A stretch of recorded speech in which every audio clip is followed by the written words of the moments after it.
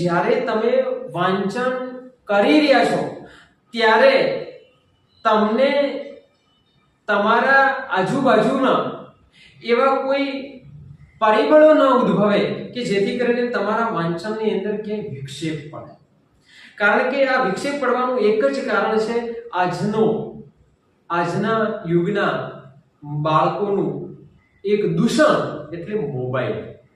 કારણ કે મોબાઈલ એક એવી સાહેબ વસ્તુ આજે બની ગઈ છે કે જો બાળક એકવાર એને મોબાઈલ હાથમાં લઈ લે છે તો એની કલાકોની કલાકો ક્યાં જતી રહે છે એ ખબર પણ પડતી નથી. એટલા માટે મોબાઈલનો સદંતર ઉપયોગ બંધ કરવો જોઈએ. કારણ કે વાંચન અને મોબાઈલ આ બંને સાથે સાહેબ ન શક્ય બને.